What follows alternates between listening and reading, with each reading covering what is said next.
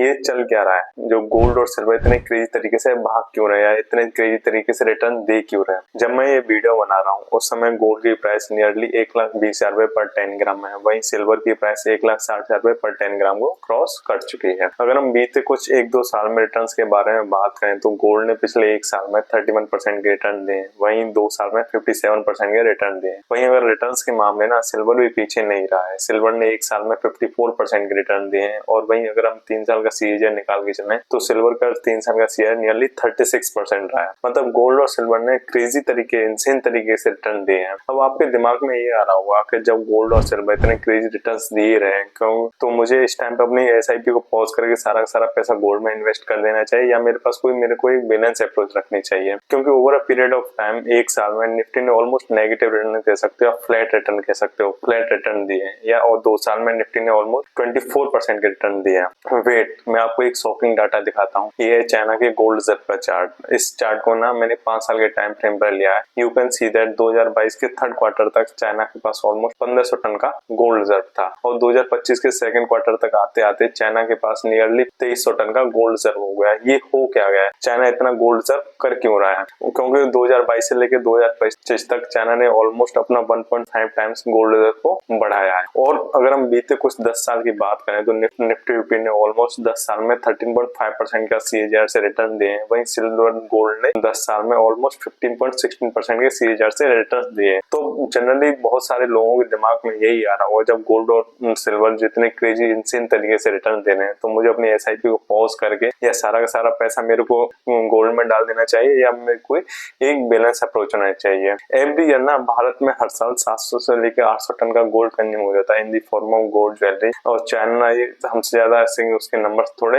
High हैं। आज इस वीडियो में हम ये जानने की कोशिश करेंगे कि आपको सारा का सारा पैसा शिफ्ट से रोक के गोल्ड या सिल्वर की तरफ शिफ्ट कर देना चाहिए, या आपके पास कोई ऐसी एक बैलेंस अप्रोच होनी चाहिए कि आप मैं थोड़ा पैसा सिल्वर में डालूं, थोड़ा पैसा गोल्ड में, थोड़ा पैसा निफ्टी में। नमस्कार दोस्तों, मेरा नाम सौरभ। गोल्ड ना एक मेटल नहीं है, वो एक ट्रेडिशन है, या कह सकते हो आप एक प्रॉस्पेरिटी है। हम गोल्ड को ना प्रॉस्पेरिटी के लिए खरीदते हैं। इसी प्रॉस्पेरिटी वजह से ना जो हमारे इंडियन हाउस होल्ड ना गोल्ड में इन्वेस्टमेंट को ज्यादा प्रेफरेंस करते हैं as compared to equity. Even mummy papa का सबसे favourite investment after real estate भी गोल्ड ही है। अकॉर्डिंग टू रिपोर्ट, इंडिया की जो अराउंड जो हाउस होल्ड वेल्थ है, ऑलमोस्ट 16% जो हाउस होल्ड वेल्थ है हेल्ड इन गोल्ड, और वहीं हम कंपेयर करें तो ऑलमोस्ट 5% जो इंडियन की जो वेल्थ है हेल्ड इन इक्विटी। इससे हमें ये देखने को मिल जाता है जो इंडियन फैमिली ना गोल्ड को पे कितना ट्रस्ट करते हैं। फॉर जनरेशन गोल्ड ना एक symbol of saving and safety रहा है। इसी symbol of safety and saving की वजह से according to WGC world gold council के पास रिपोर्ट से इंडिया के पास ऑलमोस्ट 900 टन का गोल्ड रिजर्व है, और वहीं गोल्ड रिजर्व के मामले में इंडिया 8th पोजीशन होल्ड करता है। इसमें टॉप पे है यूएस, उसके पास गोल्ड रिजर्व 8100 टन का गोल्ड रिजर्व है। अगर हम बात करें जो गोल्ड और सिल्वर है इतने क्रेजी तरीके से रिटर्न दे क्यों रहे हैं या भाग क्यों रहे हैं, जो एवरी मिडिल क्लास फैमिली है उसकी जो पहुंच से गोल्ड और सिल्वर बाहर होते जा रहा है, उसमें सबसे बड़ा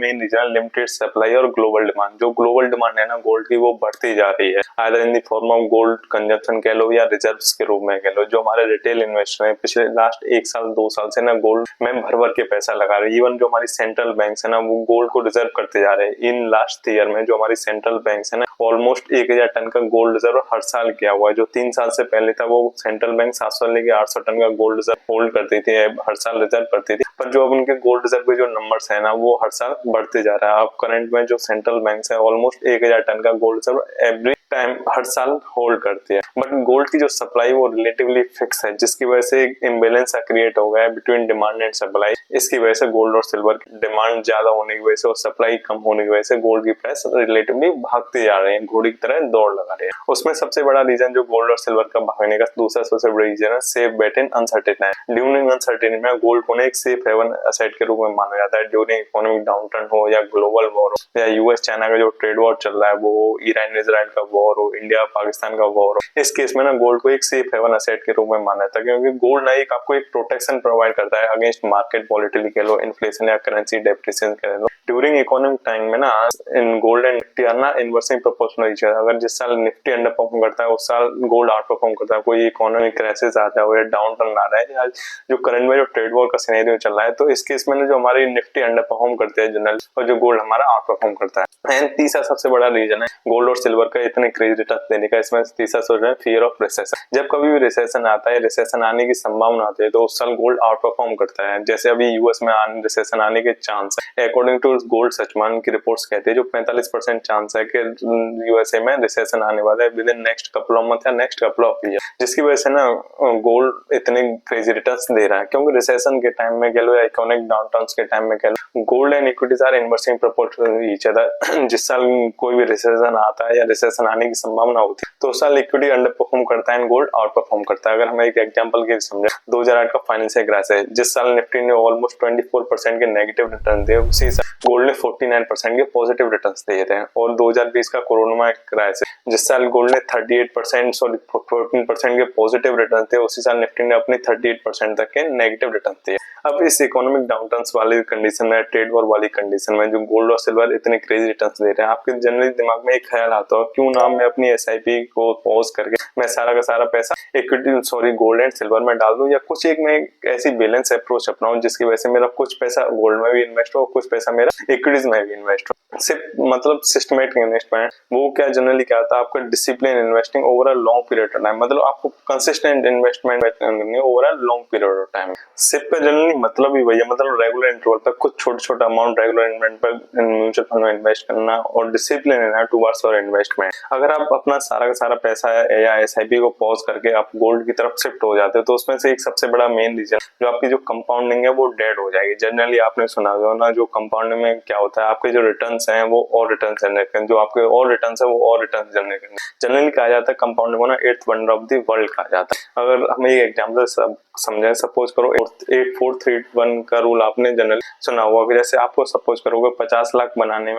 या 50 लाख का आपका जो फाइनल कॉर्पस होने में जनरली आपको 8 साल लगे, तो आपको नेक्स्ट 50 लाख कमाने में या जो नेक्स्ट 1 करोड़ तक अपना फाइनल कॉर्पस पहुंचने में जनरली 4 साल लगेंगे। नेक्स्ट और अगला 50 लाख आने में 3 साल लगेंगे। और कुछ कंपाउंडिंग फिर अपना ऐसा जादू क्रिएट करना कर देगी, या कंपाउंडिंग लिटरली एक ऐसा जादू है जो आपको हर 1 साल बाद आपको पोर्टफोलियो में 1 लाख रुपए ऐड होते जाएंगे। एंड अगर आप ऐसा भी पॉज करते हो, इसमें से सबसे बड़ा आपको घाटा है ये होगा जो एक्यूमुलेट ऑफ एनएवी। मतलब अगर मार्केट में रिसेशन आ गया या मार्केट में रिसेशन आने के चांस है, तो आपके म्यूचुअल फंड की वैल्यू कम होती जाएगी, जो म्यूचुअल फंड की एनएवी वो गिरती जाएगी, जिसकी वजह से अगर आप अपनी रिसेशन के टाइम अगर अपनी एसआईपी को पॉज कर देते तो आपको जो लोअर वैल्यू पे जो आपको एनएवी एक्यूमुलेट करने का चांस था वो 0 हो जाएगा, क्योंकि आपने अपनी एसआईपी को पॉज कर दिया, कैंसिल कर दिया। जो आप अपनी जो एवरेज जो आपने पहले हाई प्राइस पे जो आपने एनएवी खरीद रखती है, हाई प्राइस पे जो आपने म्यूचुअल फंड में इन्वेस्ट कर रखा था, उससे वो चांस है आप अपने एवरेजिंग आउट नहीं कर पाओगे, क्योंकि आपने जैसे जैसे एनएवी में ड्रॉप डाउन आने लगा तो आप अपने एसआईपी को पॉज कर दिया, जिससे जो आपको एवरेज आउट जो डॉलर कॉस्ट एवरेजिंग कहते हैं वो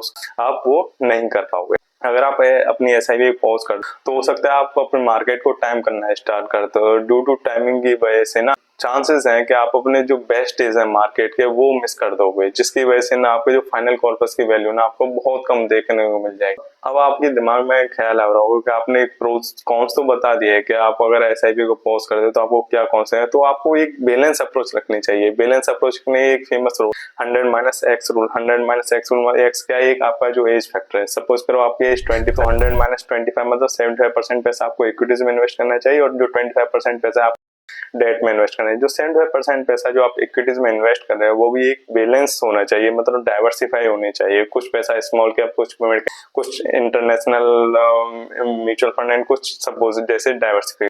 डेट में जो 25% पैसा आप जो डेट में इन्वेस्ट करो उसमें से कुछ फिक्स इनकम जनरेटिंग होने चाहिए, कुछ बॉन्ड्स में इन्वेस्ट करें, कुछ गोल्ड में इन्वेस्ट करें। अगर हम बीते 1 साल की बात करें तो निफ्टी ने ऑलमोस्ट नेगेटिव रिटर्न दिए, या कह सकते हैं 0% रिटर्न दिए, और वहीं गोल्ड ने बीते 1 साल में 31% के रिटर्न दिए, वहीं सिल्वर ने 54% के रिटर्न दिए। तो इस केस में ना आपके दिमाग में ख्याल आ रहा होगा क्यों ना क्यों मैं सारा अपना पैसा सिल्वर में इन्वेस्ट कर दूं, बट ये आपकी ये अप्रोच ना पूरे तरीके से गलत साबित हो सकती है। इसलिए अब एक आप ना आपको ना एक बैलेंस अप्रोच रखनी चाहिए। इसे एक ना एग्जाम्पल समझते हैं कि सपोज करो आप निफ्टी को बाई एंड होल्ड करते हो और वहीं निफ्टी एंड गोल्ड की डुअल मोमेंटम स्ट्रेटेजी यूज करते हो। सपोज करो आप 100 के इन्वेस्ट करते हो फ्रॉम 2005 से लेके 2022 तक एंड आप यू रिमेन इन्वेस्टेड रहते हो 2022।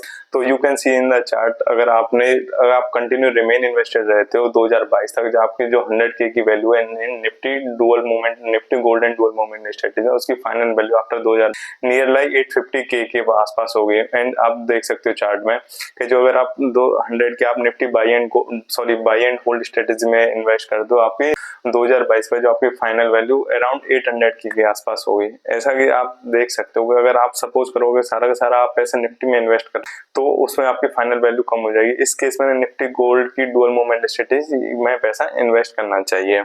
अगर आप Nifty buy and hold strategy use करते हो तो कोई भी इकोनॉमिक डाउन टर्न ना हो या रिसेशन आने का कोई नेगेटिव इम्पैक्ट आया, कोई नेगेटिव न्यूज आई जिसकी वजह से इक्विटीज में नेगेटिव इम्पैक्ट पड़ा, तो इस केस में ना आपको फाइनल कॉर्वेस में जो आपकी पोर्टफोलियो की वैल्यू वो सडनली क्रैश कर सकते हैं।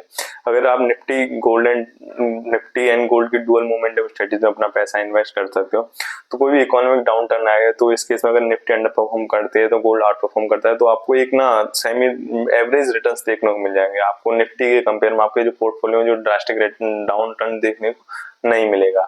इन केस कोई भी रिसेशन आता है तो इस केस में आपको गोल्ड ना आपको एक प्रोटेक्शन प्रोवाइड कर देगा in case any market volatility कह लो या इन्फ्लेशन की वजह से।